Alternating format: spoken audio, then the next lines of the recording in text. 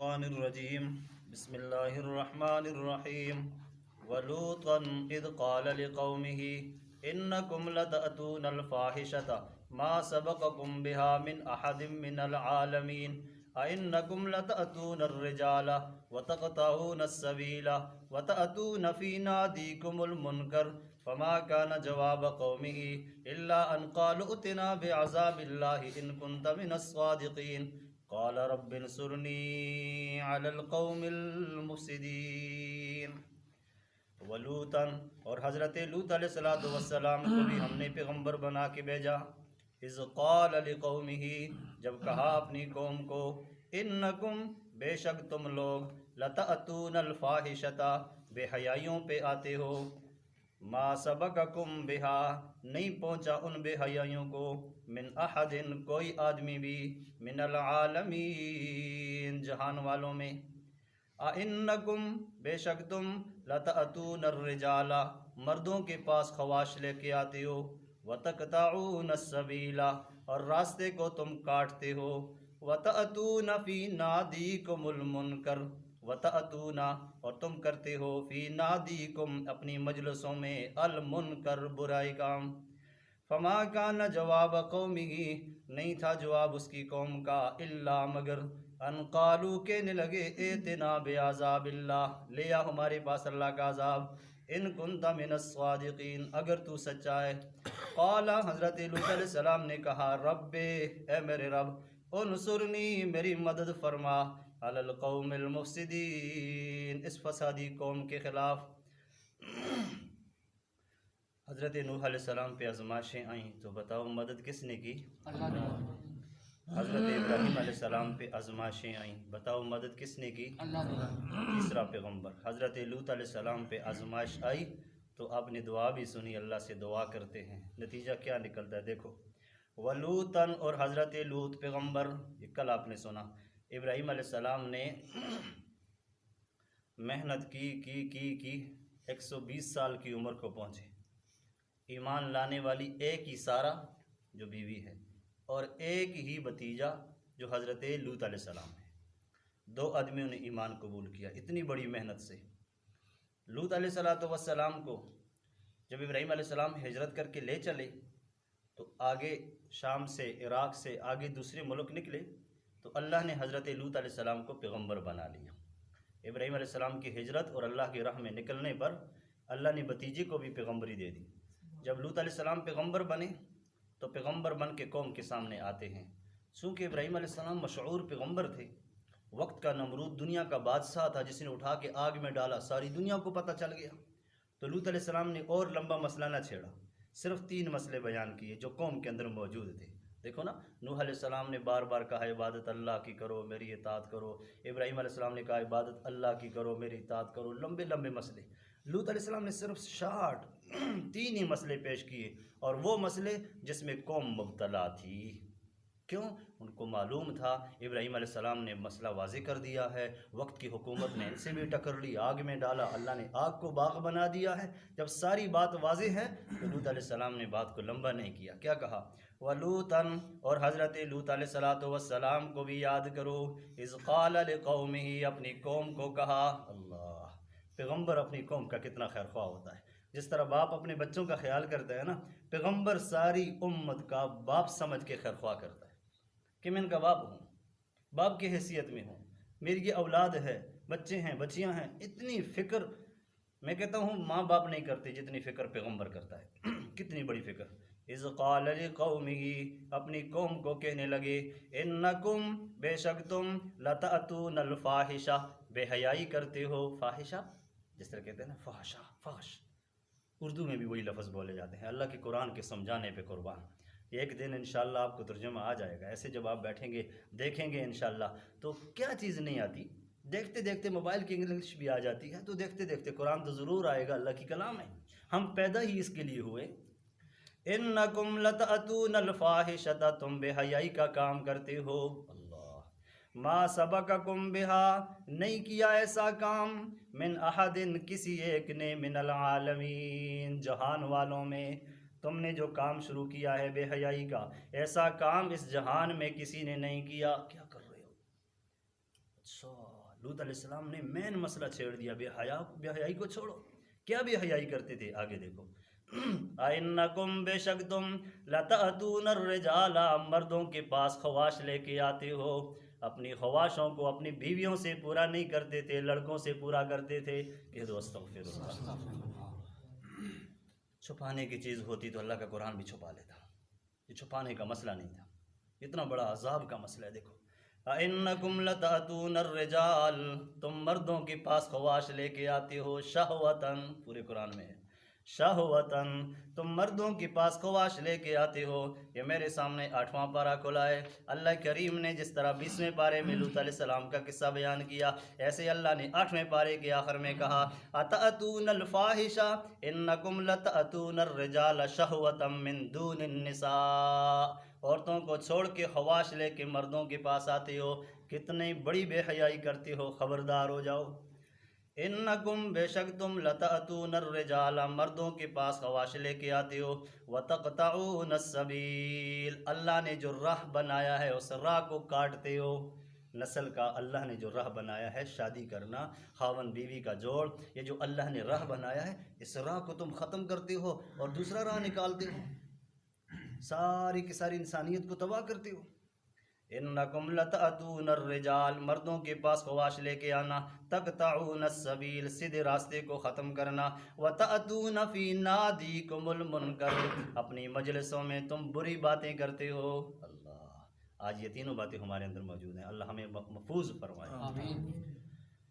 سب سے پہلے یہ جو مردوں کے ساتھ برا عمل کیا، مرد کے ساتھ بدفعلی کرنا، جنس کے ساتھ مرد کا مرد کے ساتھ بدفعلی کرنا اتنا بڑا گناہ سب سے پہلے اگر پیدا ہوا ہے تو قوم لوط کے اندر پیدا ہوا ہے. اور آج اگر کوئی ایسا کام کرتا ہے تو کہنے والا کہتا ہے او لوتیا. تو نام کس کا بدنام ہوتا ہے؟ بولو، پیغمبر لوط علیہ السلام کا. یہ لوگ لوطا. تو آج اگر کسی کو لوتیا کہہ دیا تو اس کے گناہ کی وجہ سے، میرے گناہ کی وجہ سے مجھے کسی نے لوتیا کہہ دیا تو لوط علیہ السلام بدنام ہوئے کہ نہ ہوئے؟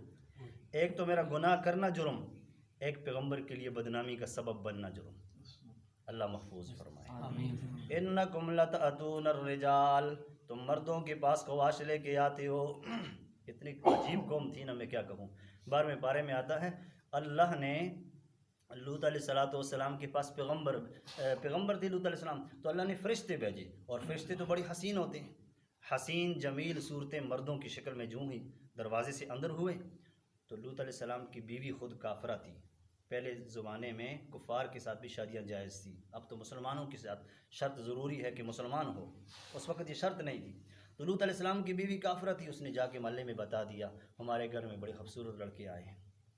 12ویں پارے میں موجود ہے کہ یہ ظالم دروازہ توڑنے لگے. تو لوط علیہ السلام نے کہا ولا تخزنی مجھے بدنام نہ کرو، میرے مہمان آئے ہوئے ہیں، تم کیا کرتے ہو؟ انہوں نے کہا ہٹ جاؤ، ہماری جو نیت ہے تمہیں بھی معلوم ہے، محلے کا آدمی ہے، شہر کا معاشرے کا آدمی ہے، تمہیں پتہ نہیں جو ہماری نیت ہے. لوط علیہ السلام نے دوسرا جملہ اختیار کیا، دیکھو محلے کی ساری میری بیٹیاں، مجھے بھی اللہ نے 2 بیٹیاں دی ہیں، ان کا میں تمہارے ساتھ نکاح کرتا ہوں شرعی طریقے پر، اپنی خواہشوں کو پورا کرو، ایسی ترتیب نہ بناؤ. آگے سے کہنے لگے ہم تمہیں کہتے ہیں ہٹ جاؤ. اندر سے اب دیکھو جو فرشتوں تک کو مجبور کرے وہ کتنی ظالم قوم ہے. اندر سے لوط علیہ السلام کو آواز ملی لوط پیغمبر ہمیں تم نے پہچانا بھی ہے کہ نہیں پہچانا؟ ہم تو انسانی صورت میں آئے ہیں لیکن فرشتے بن کے آئے ہیں، ذرا چھوڑ دو ان کو، یہ کرتے کیا ہیں؟ ان کے ہاتھ ہمیں نہیں پہنچیں گے، ان کی بستی پہلے الٹا ہو جائے گی. ان کے ہاتھ ہمیں نہیں پہنچیں گے، ان کی بستی پہلے الٹا ہو جائے گی. ہم آئے بھی تو اسی نیت سے ہیں نا. تو جو فرشتوں تک کو محفوظ نہ سمجھے وہ قوم کتنی ہٹ درم ضدی قوم.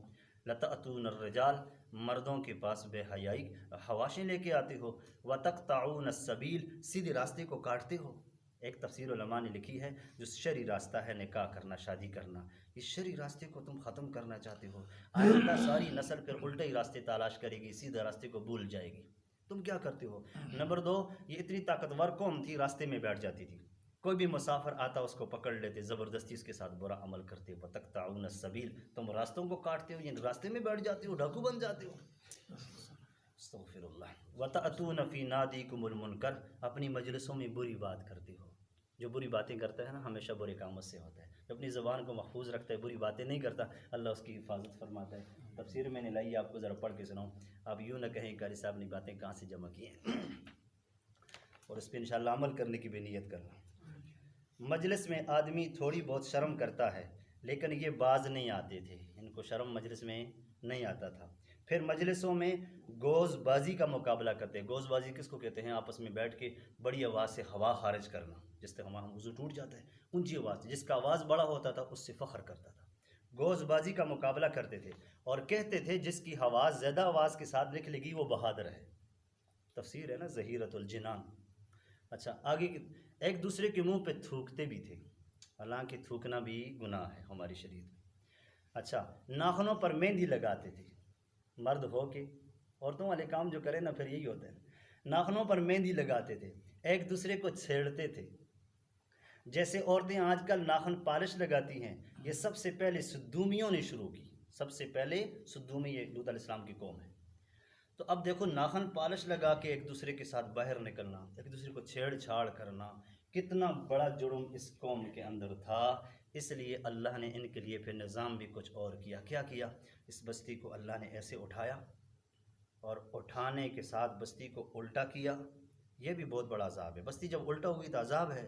اللہ نے فرمایا نہیں، گناہ بڑا ہے تو سزا بھی بڑی دے دوں۔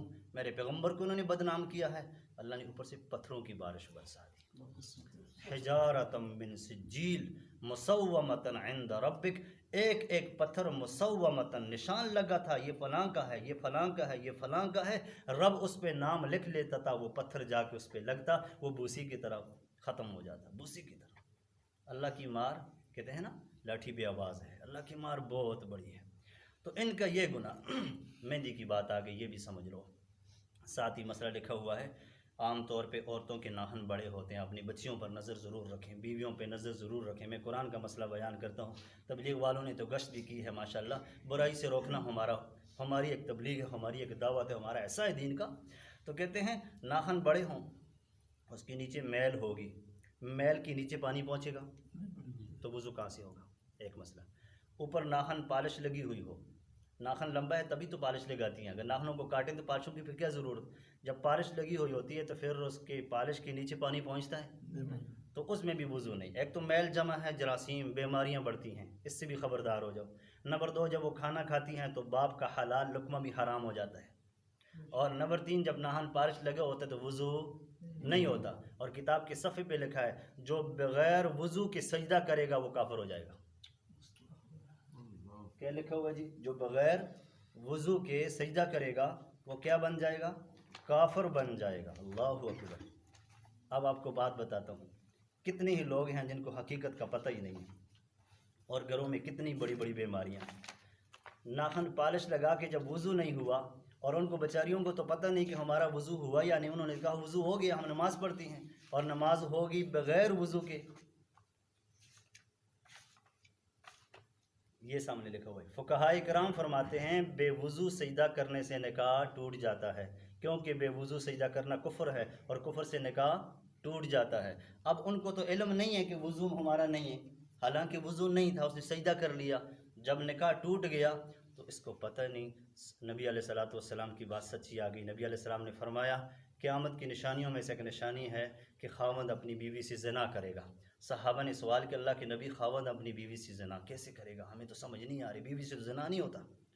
تو نبی علیہ السلام نے فرمایا اس کو پتہ نہیں ہوگا، نکاح ٹوٹ چکا ہوگا پہلے سے اور اس کا حقیقت کا پتہ نہیں، تو وہ سمجھے گا میری بیوی ہے، بیوی سمجھے کہ میرا خاوند ہے، ان کا ملاپ ایک پریشانی کا ذریعہ بن جائے گا۔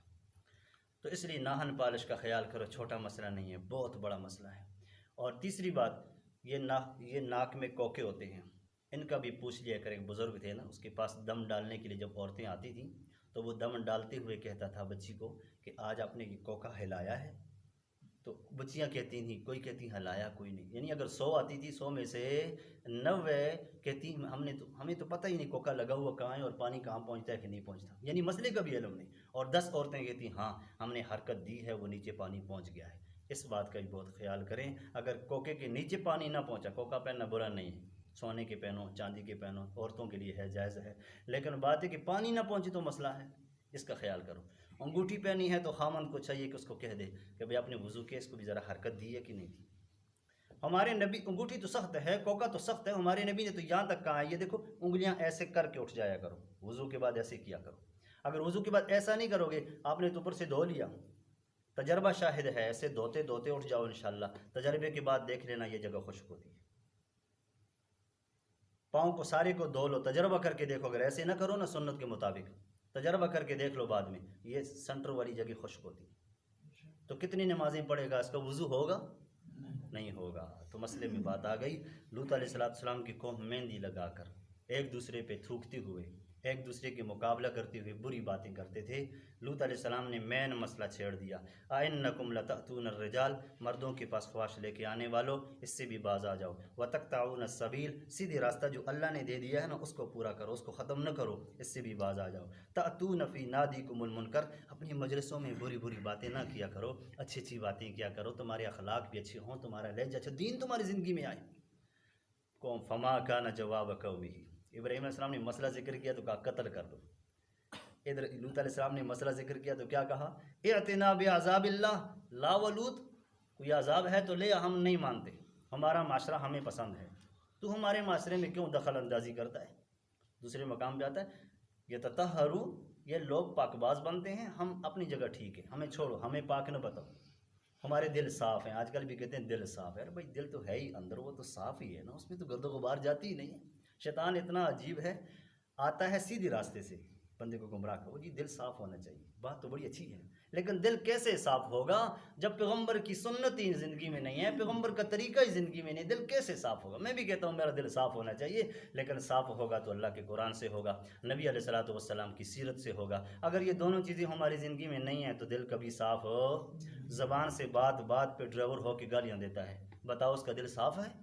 اللہ اکبر، وہ جو چھوٹی چھوٹی باتوں پہ گالیاں دے رہا ہے۔ دو شخص آپس میں بیٹھے ہیں، مہمان ہیں، ملازم لا کے چائے رکھتا ہے تو چائے تھوڑی سی گر جاتی ہے، تو وہ کہتا ہے بیوقوف کے بیٹے، تم نے خیال نہیں کیا؟ کہا سوری سر، غلطی ہوگی۔ کہا سوری کیا ہوتا ہے؟ 2 منٹ نہیں گزرے اسی افسر سے وہ چائے گر جاتی ہے، یہ کہتا ہے سوری، وہ کہتا ہے کوئی بات نہیں۔ اس افسر نے کہا، اللہ والا آدمی تھا، اس نے کہا مجھ سے چائے گری، آپ نے مجھے کہا خیر ہے کوئی بات نہیں۔ وہ غریب آدمی تھا، اس کو آپ نے اتنا ڈانٹا اتنا ڈانٹا۔ تو بھائی دل صاف ہو تو پھر ایسی ظلم والی باتیں، بے انصافی باتیں نہیں ہوتی۔ جب دل صاف ہوتا ہے تب بھی انصاف ہی نکلتا ہے۔ دل کو صاف ہونا یہ بہت بڑی دولت ہے، اللہ کرے ہم سب کا دل صاف ہو جائے۔ اور نبی علیہ الصلوۃ والسلام نے فرمایا دل جب زنگ آلودہ ہو جاتے تو 2 ہی حل ہے اس کے، ایک حل کیا ہے؟ قرآن کی تلاوت کرنا، اور دوسرا حل ہے موت کو یاد کرنا۔ تو لوط علیہ السلام نے جب مسئلہ ذکر کیا تو قوم کہنے لگی اعتنا بعذاب اللہ، اللہ کا عذاب لا نا، ان کنت من الصادقین، اگر تو سچا ہے تو لوط علیہ السلام بولو، نبیوں پہ مشکلیں آئی ہیں، نبیوں نے کس کو پکارا ہے؟ تو فوراً ہاتھ اٹھائے، رب انصرنی، اے میرے رب، مردوں سے بے حیائی کرنا بھی ان کا کام، شرعی راستوں کو بھی توڑنا ان کا کام، بری باتیں کرنا بھی ان کا کام۔ میں نے اچھے کاموں کی طرف دعوت دی، میں نے برے کاموں سے ان کو روکا، یہ مجھے کہتے ہیں عذاب لے آ، پھر میں تو عذاب نہیں لا سکتا ہوں، میرے اختیار میں تو کچھ بھی نہیں ہے۔ رب انصرنی، اے میرے رب میری مدد فرما، رب انصرنی، اے میرے رب میری مدد فرما، علی القوم المفسدین، اس فسادی قوم پر۔ ادھر سے دعا کے لیے ہاتھ اٹھے، ادھر ابراہیم علیہ السلام کے پاس لوط علیہ السلام کے عذاب والے فرشتے مہمان بن کے آ گئے۔ ابراہیم علیہ السلام کو کہا اللہ تجھے بچہ دے گا، یہ خوشخبری سن، اور ہم آگے چلتے ہیں لوط علیہ السلام کی بستی کو۔ ابراہیم علیہ السلام نے کہا خیر ہے کہ کیوں جا رہے ہو؟ کہا وہ قوم ذرا بہت حد سے آگے بڑھ گئی ہے، تو اللہ کا فیصلہ یوں ہے کہ اس بستی کو جا کے ہم الٹا کر دیں۔ تو ابراہیم علیہ السلام کی آنکھوں سے آنسو نکل آئے، کہا وہاں تو میرا بھتیجا لوط بھی ہے۔ تو ان فرشتوں نے کہا نحن اعلم بمن فیہا، ہمیں معلوم ہے آپ کا بھتیجا ہے، پیغمبر ہے اللہ کا، لیکن اللہ نے فیصلہ کر دیا ہے لوط کو اور لوط کے ساتھ جو ایمان لاتے ہیں ان کو اللہ سائڈ پہ کر لے گا، اور دوسری قوم پہ اللہ ضرور عذاب لائے گا، اور یہ فیصلہ ایسے ہو چکا ہے کہ اس نے واپس ہونا ہی نہیں ہے۔ تو نوح علیہ السلام پر مسئلہ تھا، تو نوح علیہ السلام نے فوراً کہا رب انی مغلوب فانتصر، اللہ نے فرمایا یہ جو گرم تندور ہے اسی سے پانی نکلنا شروع کر دے گا، اب تیار ہو جائیں بس۔ ایوب علیہ السلام پہ مشکل آئی تو فوراً کس کو پکارا؟ رب انی مسنی الضر وانت ارحم الراحمین، جبریل آ گیا، یہاں پاؤں ذرا رگڑیے، پاؤں رگڑا، پانی نکلا، کہا پی لو، اندر کی بیماری ختم، غسل کر لو، باہر کی بیماری ختم ہو جائے گی۔ حضرت یونس علیہ السلام مچھلی کے پیٹ میں پہنچے، جب اندھیرا دیکھا مچھلی کا پیٹ، اللہ اکبر، دریا، ارے کتنے اندھیرے، 3 اندھیروں میں پہنچ کے کہا ربا اب اور تو کوئی ہے ہی نہیں، ربا میں پیغمبر ہو کے بھی کچھ نہیں کر سکتا ہوں، مخلوق کیا کچھ کر سکے، مخلوق تو کچھ بھی نہیں کر سکتی، میں جو کچھ نہیں کر سکتا ہوں تیرا پیغمبر ضرور ہوں، رب تو مدد فرما۔ ذرات سے آواز اللہ نے ان کو سنوائی دے دی کہ ذرات بولے، یہ ایک بہانہ ہوتا ہے، اللہ ذریعہ پیدا کر دیتے ہیں۔ ذرات سے کیا آواز آئی؟ لا الہ الا انت سبحانک انی کنت من الظالمین۔ شوق آیا یونس پیغمبر کو، کیوں؟ آیت تو ہمارے قرآن میں ہے، ان کے پاس تو آیت نہیں تھی، صرف ذرات سے سنی تو فوراً یونس پیغمبر نے کہا لا الہ الا انت سبحانک انی کنت من الظالمین۔ رب کریم نے فرمایا یونس پیغمبر اگر یہ دعا آپ کی زبان سے نہ نکلتی، قیامت کی صبح تک تو مچھلی کے پیٹ میں ہوتا۔ دعا کا اتنا بڑا اثر ہے کہ میں رب ذوالجلال نے تجھے دنیا میں بھیج دی۔ تو مشکل یونس علیہ السلام پہ آئی تو کس کو پکارا؟ ایوب علیہ السلام پہ آئی تو کس کو پکارا؟ ابراہیم علیہ السلام پہ آئی تو کس کو پکارا؟ اب لوط علیہ السلام پہ مشکل آئی ہے، قوم آگے سے مقابلہ کر رہی ہے، تو کس کو پکارا؟ اور اللہ نے جنہوں نے اللہ کو پکارا، اللہ نے ان کی مدد کی کہ نہیں کی؟ اللہ ہماری بھی مدد فرمائے۔ الحمدللہ رب العالمین۔ رب میرے بیٹھنا قبول و منظور فرما، رب میرے بیٹھنا قبول و منظور فرما، رب قرآن کا ترجمہ پڑھنا سیکھنا سکھانا قبول و منظور فرما۔ ہم چاہتے ہیں ہمیں قرآن سمجھ آ جائے، اللہ ہماری مدد فرما۔ ہم چاہتے ہیں دیندار بن جائیں، ہماری مدد فرما۔ ہم چاہتے ہیں ہمارے گناہ معاف ہو جائیں، ہماری مدد فرما۔ ہم چاہتے ہیں ہم جنت والے بن جائیں، ہماری مدد فرما۔ ہم چاہتے ہیں جہنمیوں سے اور جہنم والے اعمال سے ہماری حفاظت ہو جائے، اللہ ہماری